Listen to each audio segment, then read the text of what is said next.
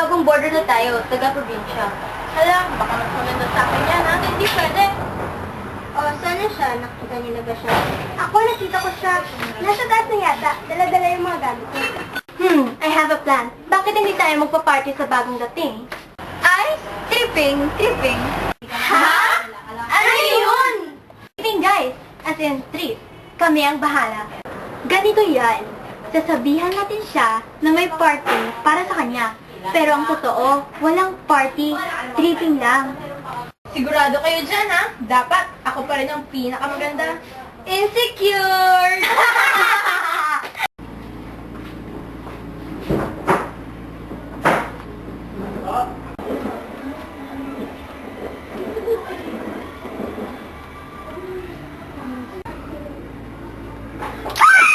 Oh my gosh!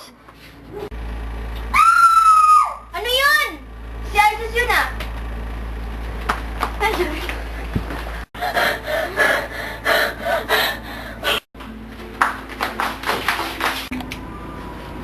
Ano nangyari sa'yo? Sino siya? Siya si Jessa Ablado. Jessa, ito yung mga coordinates natin. Si Isis, si Renzel, si Naimi, at si Gabriel. Ito naman yung friend namin, si Erica. Guys, si Jessa.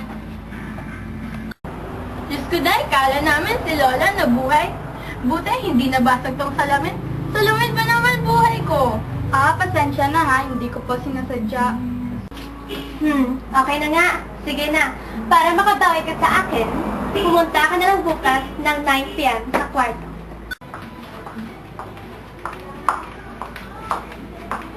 Ay, ano yun? Mag-iigante kaya ako, no? Naggulat ako kanina. Tripping! Go, friend!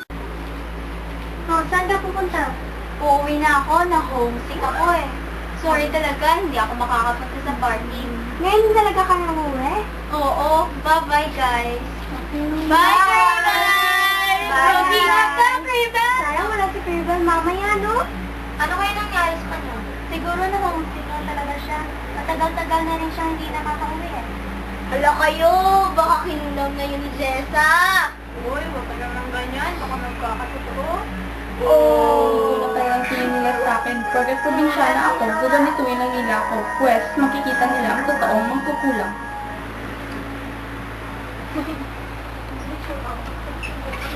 Oh, kanina ka pa ba dyan? Napadaan lang, naistorbo ko ba kayo? Hindi naman. Guys! Mukhang kanina pa si Jessa doon. Chismosa! Baka narinig yung pinag-usapan natin. Hindi naman siguro. Ay, ewan. Marvy, samahan mo nga ako. Parang naiiyak ako eh. Halika. Parang naiiyak ako. Parang magsisiya din ako. Samahan mo nga ako, Jessa. Uy!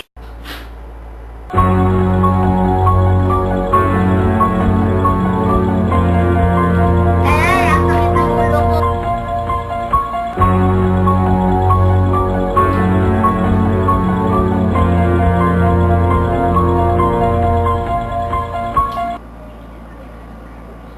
Parang sasabog. Sakit na naman ang tiyan ko.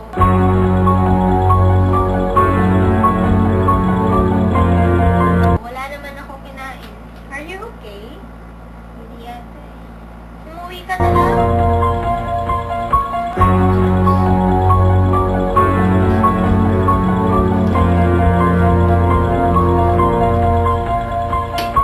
So, tuloy na ba ang party? Huwag na lang kaya. Bakit naman? Kasi nakakonsensya na ako eh. Tingnan niyo naman si Craven, na-homesick na. Hindi na natin siya makontak. Wala na tayong balita sa kanya.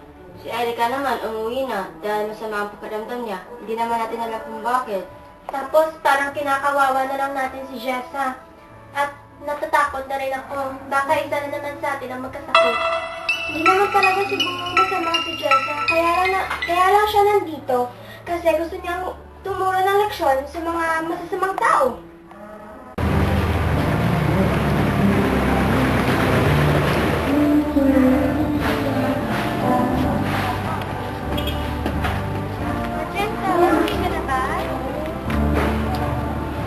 Bago ka umulit, Jessa, may gusto sana kami sabihin sa'yo. Sana mapatawad Pinatawad na kami sa lahat ng mga masasamang salita na sinabi namin. Okay lang yun. Sana magtuloy na kayo. Paalam, kaibigan. Paalam.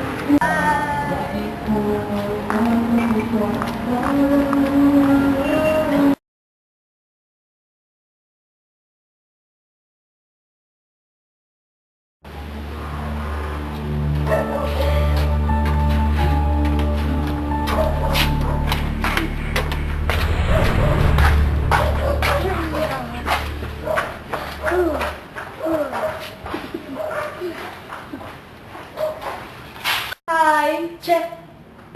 Good luck.